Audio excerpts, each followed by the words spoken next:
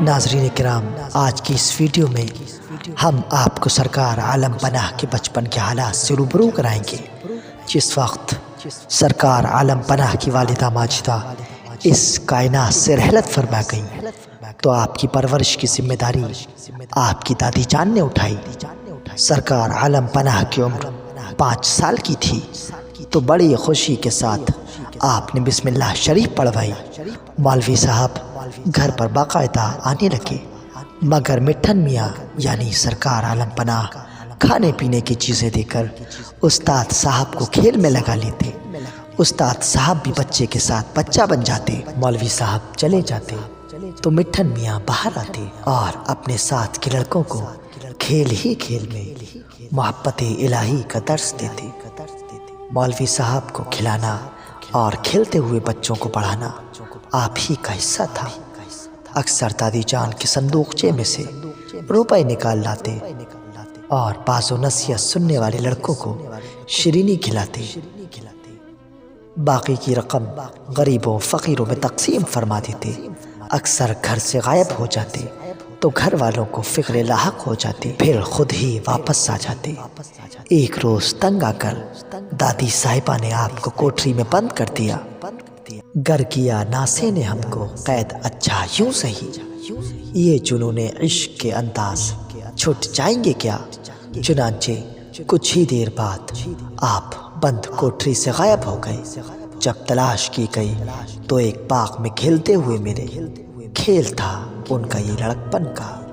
کبھی کبھی آپ کی آنکھیں اس قدر سرخ ہو جاتی کہ آنسو نکل آتے، جس سے گمان ہوتا کہ آنکھیں شاید دکھنے آ گئی ہیں، لیکن پھر کچھ ہی دیر بعد بدستور ٹھیک ٹھاک نظر آتے۔ لوگ حیرت زدہ ہو جاتے، یہ فیضان نظر تھا یا کہ مکتب کی کرامت تھی؟ سکھائے کس نے اسماعیل کو آداب فرزندی؟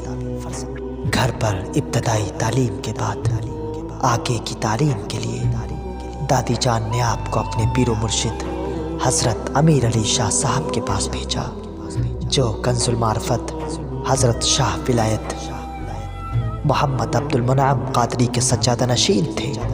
استاد کامل نے اپنے ہونہار شاگرد کو دیکھا تو فرمایا، یہ صاحبزادے تو خلق خدا کے رہنما ہوں گے اور تمام عالم میں ان کا ڈنکا بجے گا۔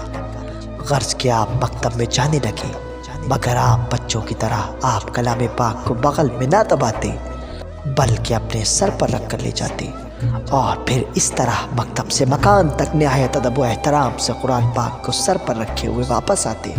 گھر واپس آتے تو کسی گوشہ تنہائی میں بیٹھ کر کسی گہرے خیال میں ڈوب جاتے۔ پھر بھی آپ نے صرف 2 سال کے اندر پورا کلام پاک حفظ کر لیا اور کچھ ابتدائی کتابیں بھی پڑھ لیں۔ اس کے بعد کی تعلیم کے لیے آپ کو علامہ امام علی صاحب کی خدمت میں بھیجا گیا، مگر خود علامہ صاحب کا یہ علم تھا کہ اپنے شاگرد کو آتے دیکھتے تو ادب سے کھڑے ہو جاتے اور تعظیم بجا لاتے۔ مٹھن میاں روکتے تو فرماتے، شہزادے میں تو ظاہری علوم کا استاد ہوں، مگر تم خلق خدا کو باطنی علوم سے مالا مال کرو گے۔ ابھی آپ کی عمر شریف بمشکل 7-8 سال کی ہوگی کہ محب صادق کو اپنی محبت میں دادی جان کے پیار کی شرکت بھی منظور نہ ہوئی، چنانچہ محبت و شفقت کا یہ سایہ بھی سر سے اٹھ گیا۔ سلام ہو اشرف العالمین پر، سلام ہو حضرت عشق علیہ السلام۔